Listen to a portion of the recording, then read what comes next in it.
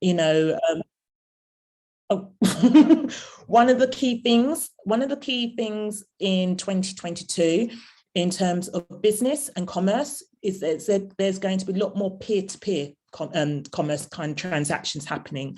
So how do you as a business kind of operate in that? And there's lots of new platforms that have kind of come about, which lots of my kind of students kind of talk about.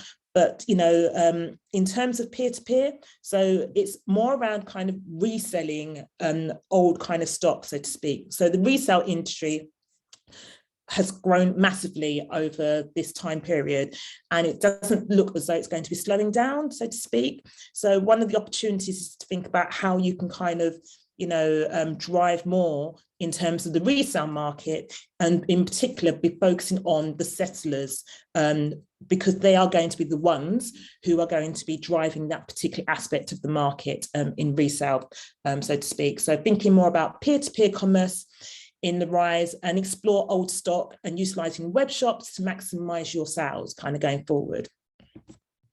Okay, and then we have hyper localized is another way of trying to engage with these consumer groups.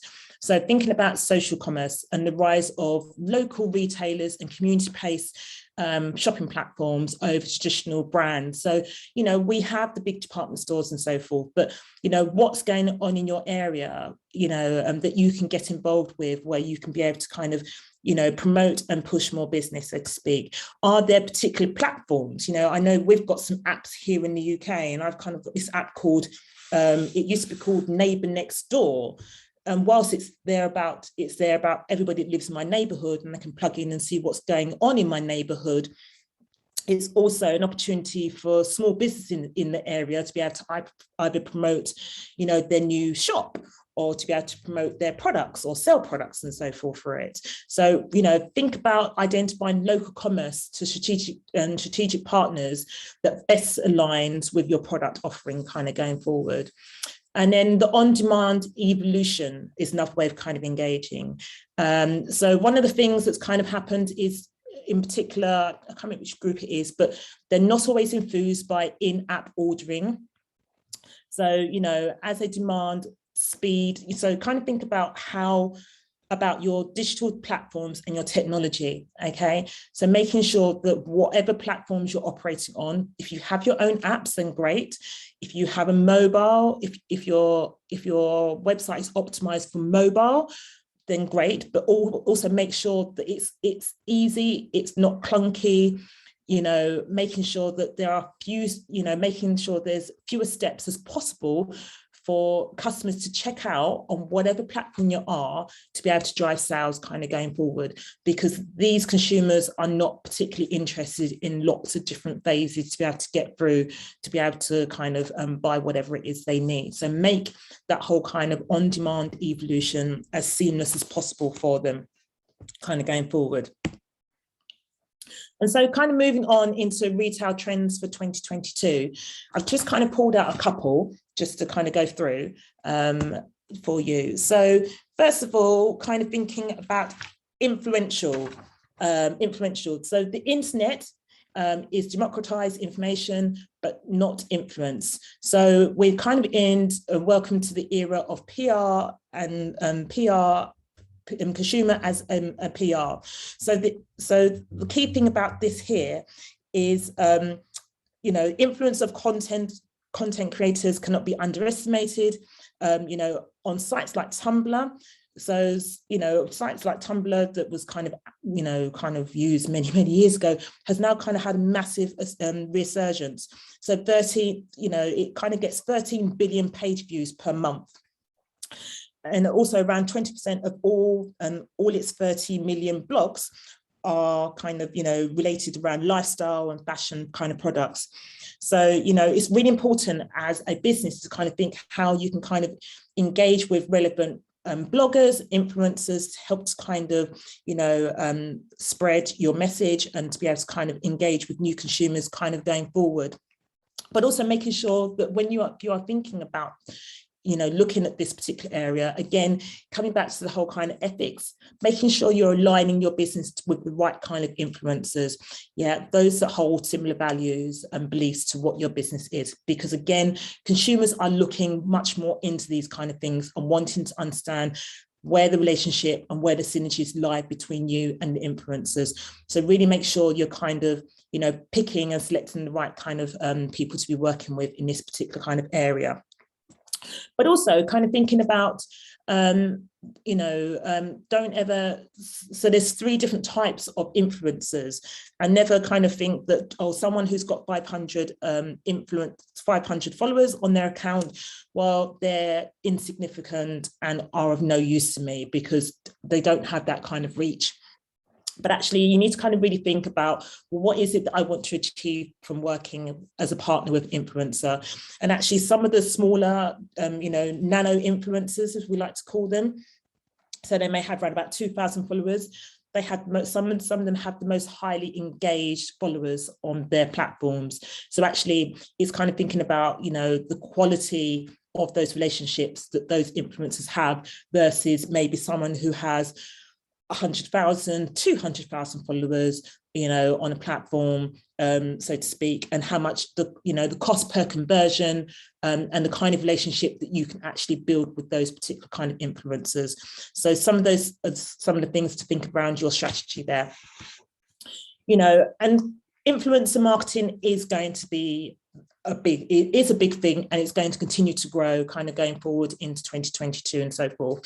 So, brands are set to spend up to £15 billion on influencer marketing by 2022, which is up from 8 billion in 2019. And that's a global kind of figure.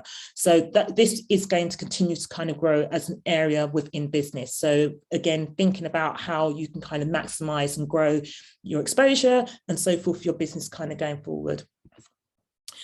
And then we kind of have seamless spending. So when we kind of think about seamless spending, it's all about digital technologies are changing how, when, and where people can buy brands and also can sell them. So, the retail sector could be forever changed thanks to the rise in contactless and digital payments. But it's also important that brands will be able to sell their products anywhere, so to speak. So consumers will therefore be arguably become used to being able to buy on the move. So, one of the things about seamless spending, whether it's online or whether it's offline, again, thinking about, that customer experience. So it kind of comes down to customer experience and making sure you're not kind of creating barriers or blocks, so to speak, in within the line of transaction.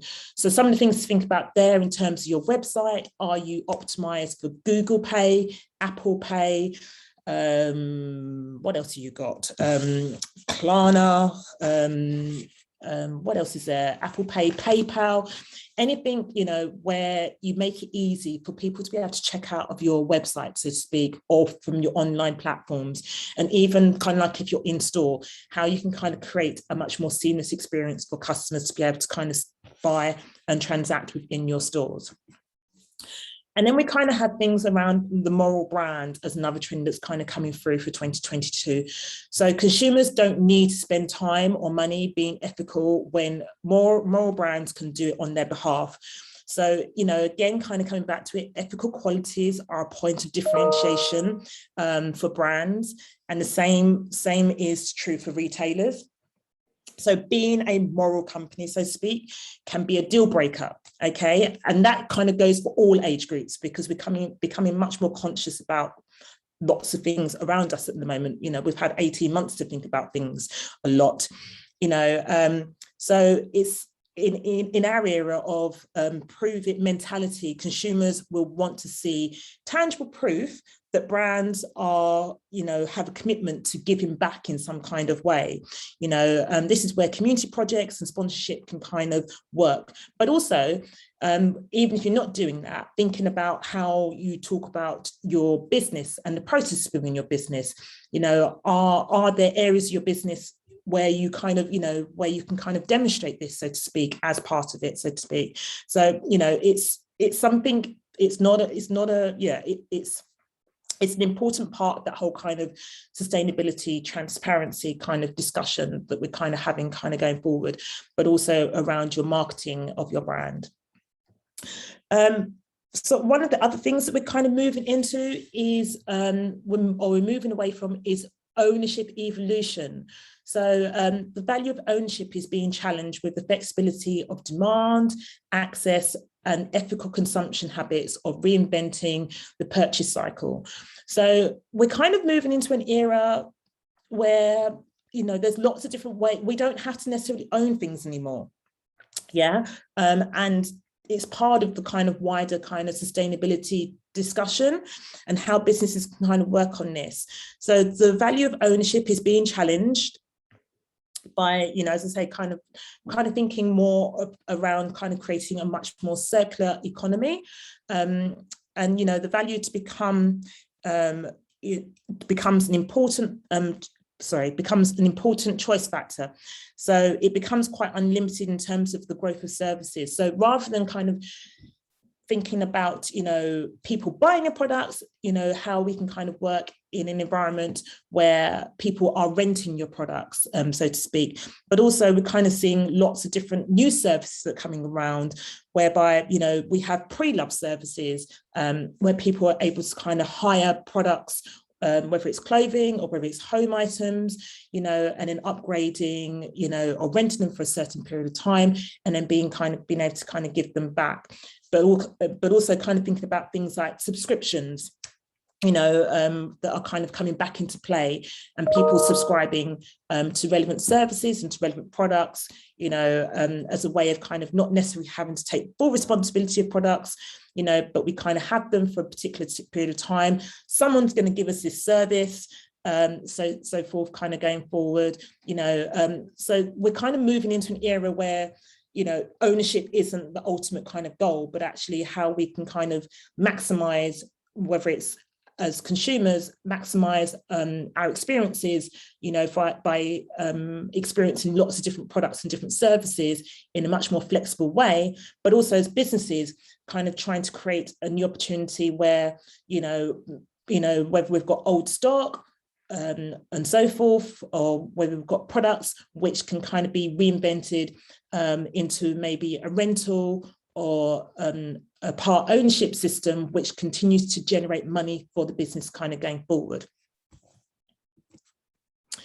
And then kind of thinking about ethical lifestyles is another one. So the ethical component of this trend cannot be ignored. In many areas, the concept is about single ownership. So again, kind of thinking about, within this area, we're kind of looking at, and again, kind of feeding into the ownership evolution, how we kind of, rather than kind of buying stuff just to kind of keep for ourselves, how we can kind of spread that and use it in a much more practical and environmental kind of way, kind of going forward. Thinking about cars, homes, and appliances is only likely to grow, and marketers need to stay attuned to the needs of consumers who no longer want or need a sense of ownership, as I've kind of said before. I've talked a lot today about sustainability, ethical and moral, and I'm not too sure whether or not people are rolling their eyes in the background, but I've kind of done a lot of kind of reading and looking through a lot of the trends that are kind of coming through for the next year or so, and a lot of it is kind of falling into this realm, so to speak. So it's just kind of how you guys take on some of these to help you, because this is what the consumer sentiment that seems to be coming out from lots of research that has been done across all age groups in terms of how we kind of move forward, but also how businesses kind of behave and how they kind of move forward, so to speak. So one of the last things I'll talk about is the Sustainable Development Goals. I'm not too sure whether any of you are familiar with the Sustainable Development Goals, but it's something that we talk a lot around as lecturers with our students, to be kind of trying to create the next generation of responsible business owners, so to speak, or people coming out into industry.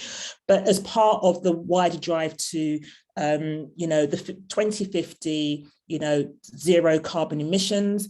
You know, the UN have kind of created 17 sustainable development goals, which, you know, businesses should be at some point or other be looking at and seeing what is it within my business that my business aligns to, and what is it that I'm doing.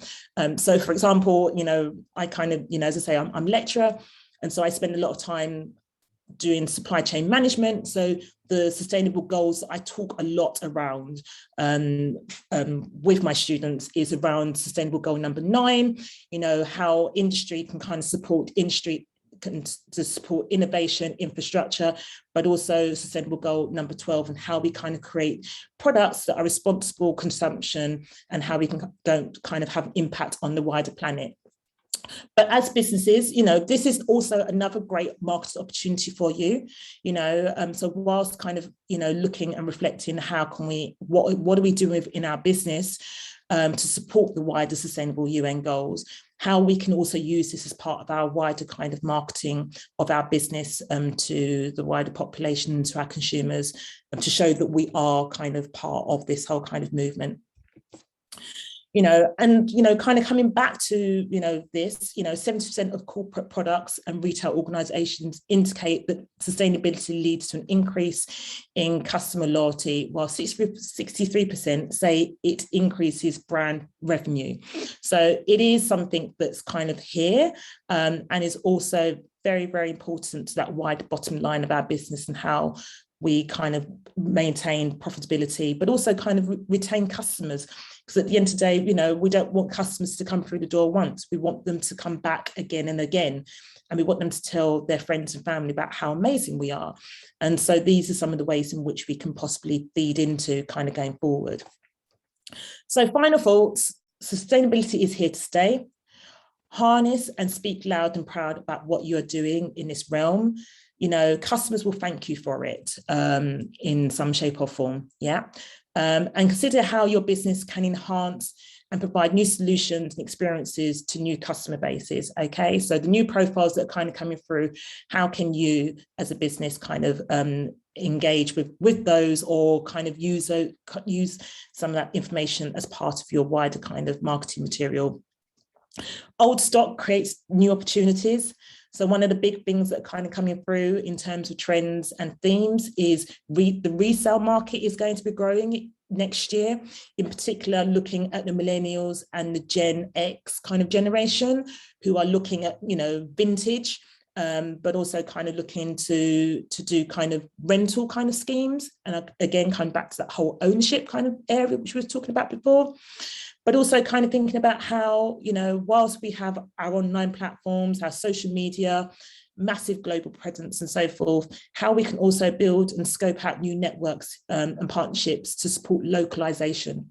So how can we build our business around us? Yeah, with what's kind of happened within the pandemic, a lot of people are staying much more local now. You know, I know living in London, I very rarely go into central London. So I spend a lot more time shopping, eating and playing in my local area. So how can you as businesses potentially kind of tap into what's going on in your local communities, whether that's on relevant apps or whether that's with, you know, whether that's in retail store spaces or kind of working with local community groups going forward. But as part of that, hopefully that will help you to kind of open up new sales channels kind of going forward and engage with new customers, so to speak. So that's kind of it from me. Thank you for listening. If you do have any questions, were there questions in there? Yeah, Toyin, thank you so much. It's really wonderful that you've presented all that research today. I have one from Dan. He's saying in his experience, matching the disposable income of our target clients to their preferences is key to us makers. And he's then saying that deep context to survey numbers presented is what makes the information useful. So it's the anchoring of the information. And what I'd like to lead on to the next point is that you are available after this to everybody on the call or anyone who needs further information from me. And I'm also running an advanced export program anyone who needs details will find it on the DCCI website, or send me a direct mail and I'll send you the details for it. And as part of that program, people will be able to have bespoke mentors. Toyin would be very experienced in this area, and she could be one of them. I have a number of mentors that will be working with people in specific areas. So I think that's worth considering. So with that, I'd just like to say thank you to all of you for being here. Thank you very today. much, guys, for listening to me today. If you've got any questions, please either put them in the chat, or I can, drop me an email and I'll be happy to kind of get back to you.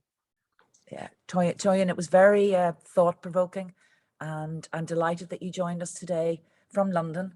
I'm absolutely privileged to be with the Derry designer makers, monopolizing their shop this afternoon. I'm sure they like me like a hole in the head.